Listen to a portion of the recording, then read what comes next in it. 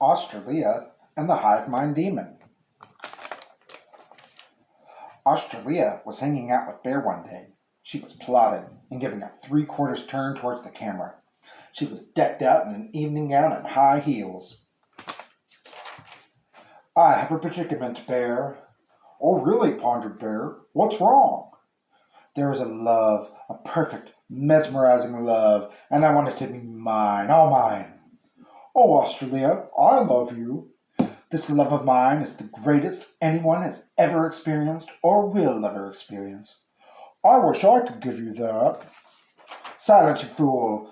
I must find a way to capture this love of mine." "Any way I can help, I will. I love you so much, I will do anything for you." "Good, you will be useful to me." Australia furiously fidgeted her fingers as she calculated. Australia coaxed. "Help me think. What does Fred want more than anything in the world?" "He wants nephew back." "Well, he can't have that."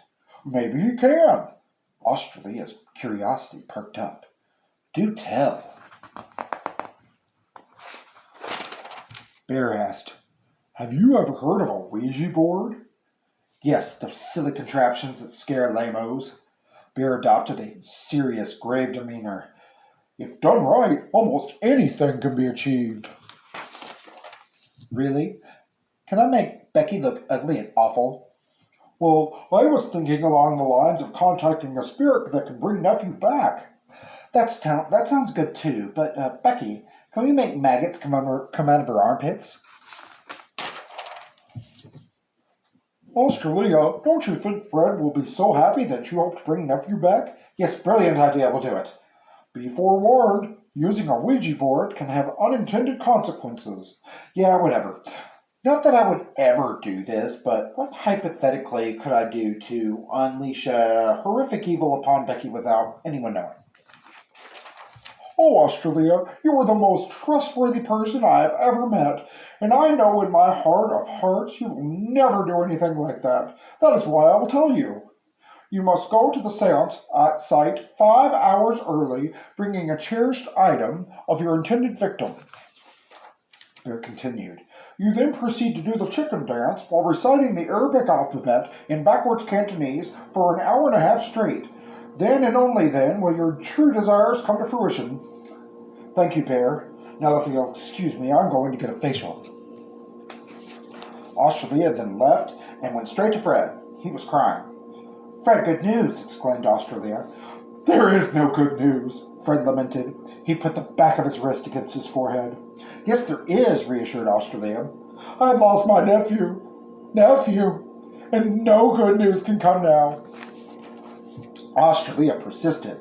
"But that's exactly why the news I bring is good." "Whatever could you mean in such a dark time?" demonstrated a flabbergasted Fred. "What if you could bring nephew back?" "Don't toy with me in such a cruel way." "I'm not toying with you. I'm telling you there is a way to bring nephew back." "What, pray tell, could you ever be referencing?" Australia drew him in. "Have you ever heard of a Ouija board?" "Yes." "I have heard word that we can contact a spirit who can bring nephew back." "Oh, my sweet nephew. But at what cost?" "Cost? There won't be a cost." "How can you know that? There is always a cost for tampering with the spirit world, a realm which the living have little to no understanding of." "Fred, you have to trust me that there is literally a negative infinity chance that anything will go wrong." Australia continued. "Meet me with Becky at nephew's grave. Our love, together with trust in the spirit realm, will bring nephew back." "Oh, my life will have meaning again. Oh, please, Australia. Oh. Please bring him back." "Yes, I will see you there tonight at 7:30. "The witching hour. That's past my bedtime. I will eat a cookie so I can stay awake." "Until then," fragranced Australia as she fluttered away. Australia immediately sprinted to nephew's grave with a hair she had secretly taken from Fred's elbow, a hair that was so dearly precious to Becky, and a Ouija board which she conveniently found in an abandoned insane asylum. She then proceeded to do the chicken dance while reciting the Arabic alphabet in backwards Cantonese for an hour and a half straight. Later that night, Fred and Becky arrived. "Welcome," said Australia, "and Becky, I'm so glad you could come." Becky blushed. "Wow, Australia, I'm so thankful you invited me. I know we've always been in the same group of friends, but I've never felt quite certain of how you felt about me." "Oh, dear sweet Becky, I've never admitted this for fear that I would hurt someone else's feelings, but truth be told, I've always secretly loved you the most of all of our friends." "Oh, Australia, you have no idea how much that means to me. I am truly humbled, as you should be. Now, let's get started. Come gather around the almighty Ouija board." All three of them sat in a circle, with hopeful hands on the planchette. Australia continued. "Now, there are rules to using the Ouija board. The first is, you always get better results in the graveyard. Second, always make fun of the spirit you have contacted, especially if it is about something highly traumatic to it. Ideally, you want to mock the very reason the spirit remains in never-ending turmoil. Joking around with the spirit puts everyone in a better mood. Last, never, and I mean never, say goodbye. Spirits hate that, and they feel like you rejected them." Fred asked, "Can we contact nephew?" Australia replied, "It would be better if we contacted a spirit who can bring nephew back. Now focus. Clear your minds. Embrace the silence." Whoops, sorry, I sharted. Om. Om. Oh, great spirits of the underworld, we call out to you with aching hearts. Is anyone there who can bring the dead back to life? Everyone closed their eyes. After a long stillness, the planchette slowly started moving. It stopped at the word yes. "Oh, great spirit. Oh. What is your name?" The planchette spelled out the name. Zuzu. "So, Zuzu, do you have any idea how ridiculous your name sounds?" Very quickly, the planchette spelled out, "All souls must die." "I admire your sense of humor, Zuzu. So tell me, we have opened our hearts to you, prepared this lavish seance, and give our many blessings and sacrifices for you. May we invoke your almighty power to bring us one of our own, the one they call nephew." Things got quiet. Too quiet. The crickets stopped. The quiet was then replaced with a wind that came through strongly and left almost as soon as it came. Australia jumped. "Oh, I almost forgot. It always helps to desecrate the Ouija board after you're done." She then proceeded to wipe her shart all over the Ouija board and then break it in half by smacking it against her gravestone. Fred heard a voice. "Uncle Fred, is that you?" Fred spun around and gasped. It was Nephew. "Nephew, you're alive!" Fred ran and hugged Nephew. As Fred cried and hugged, Nephew's head was eventually covered in Fred's happy Christ knot.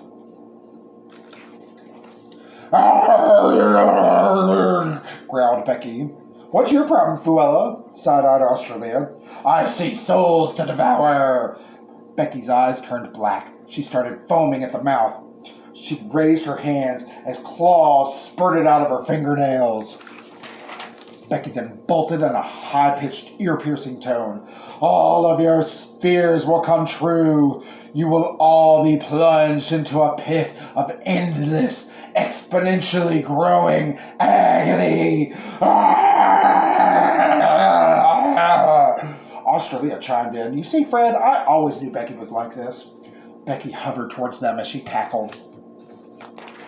"Run!" yelled Nephew. Becky grabbed him because he momentarily paused to yell run instead of just running away like Australia and Fred did. Maggots poured out of Becky's armpits all over Nephew's eyeballs. She then swept him away. Australia and Fred went to Becky's house to hide. Oh, why, lamented Fred. Why didn't I protect nephew from evil maggot armpit Becky? It's not your fault, reassured Australia. Nephew told us to run, and she swept him away too fast. Why would she do that? Australia smirked. She's always been secretly evil, actually a full-blown devil worshipper. I once caught her sacrificing a goat. Are you sure? Maybe she's been possessed by Zuzu. It would seem to be the logical conclusion.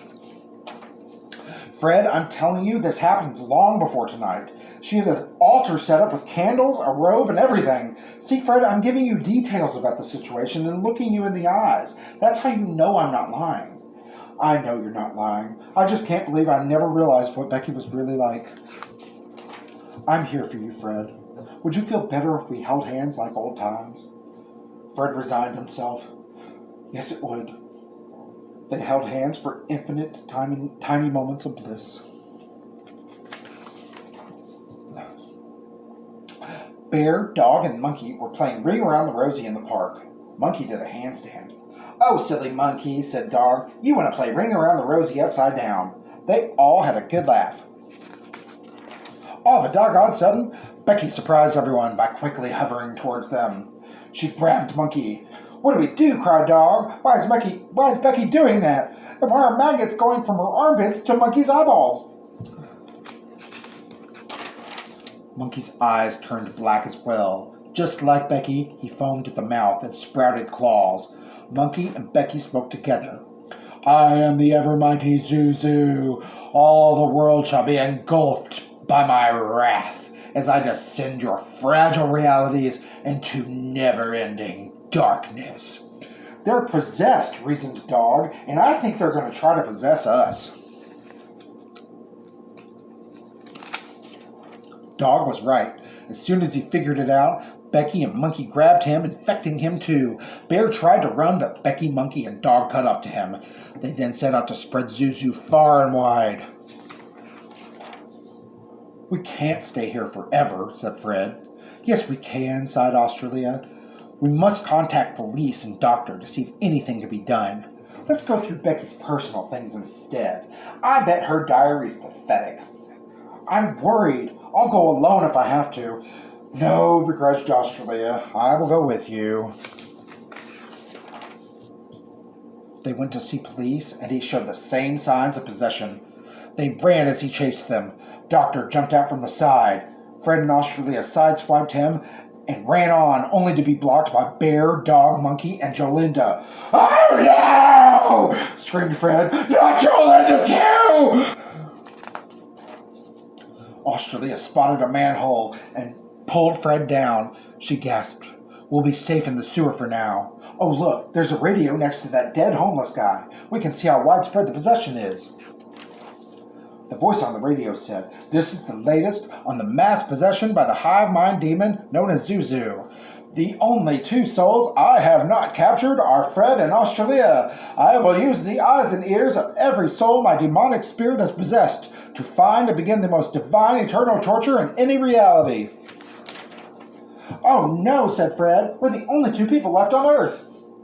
It's you and me against the world, Fred, Australia impassioned. We must be strong together as we murder every single person on Earth. Are you sure we could start brand new with no distractions? It would be so romantic.